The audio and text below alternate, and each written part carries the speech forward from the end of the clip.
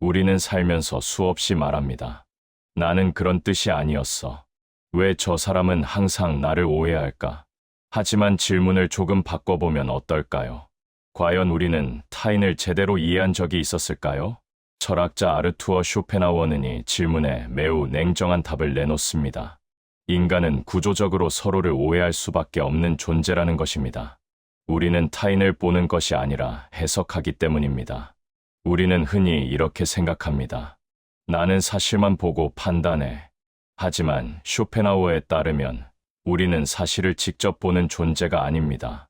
우리가 보는 것은 언제나 나의 경험, 나의 상처, 나의 기대, 나의 성격, 이 모든 것을 통과한 해석된 세계입니다. 같은 말 한마디도 누군가에게는 무례가 되고 누군가에게는 솔직함이 됩니다. 오해는 상대가 틀려서 생기는 것이 아니라 각자가 서로 다른 세계를 살고 있기 때문에 생깁니다. 인간은 이성보다 의지에 지배됩니다. 쇼펜하우어 철학의 핵심 개념은 의지입니다. 그는 인간을 이성적인 존재라기보다 욕망하고 두려워하는 존재로 보았습니다. 우리는 생각보다 자주 상처받기 싫어서, 인정받고 싶어서, 밀리지 않기 위해서 타인의 말과 행동을 객관적으로 보기보다 내 감정에 유리하게 왜곡합니다. 그래서 상대의 말이 조언이 아니라 간섭처럼 들리고 무심함이 아니라 무시처럼 느껴집니다. 이 순간 오해는 이미 시작된 것입니다. 우리는 타인을 자기 기준으로 판단합니다. 사람은 타인을 볼 때 무의식적으로 이렇게 말합니다. 나라면 저 상황에서 저런 의도였을 거야. 하지만 문제는 그 나라면이 전혀 기준이 될 수 없다는 점입니다. 타인은 나와 다른 환경에서 자랐고, 나와 다른 상처를 가졌고, 나와 다른 욕망을 품고 있습니다.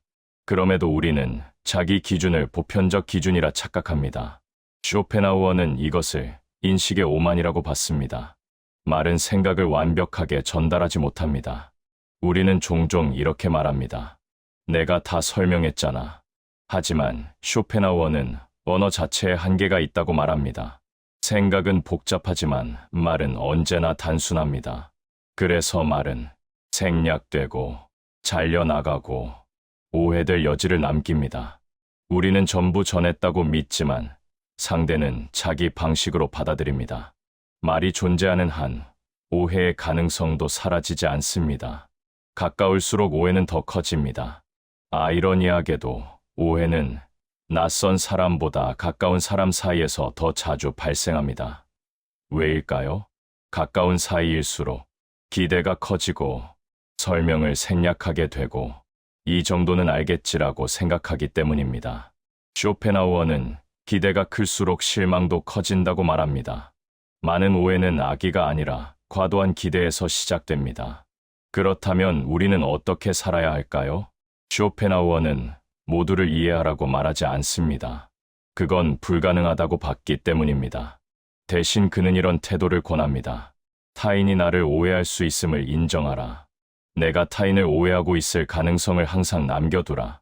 모든 관계에서 완전한 이해를 기대하지 마라. 이 태도는 관계를 완벽하게 만들지는 않지만 불필요한 분노와 상처를 크게 줄여줍니다.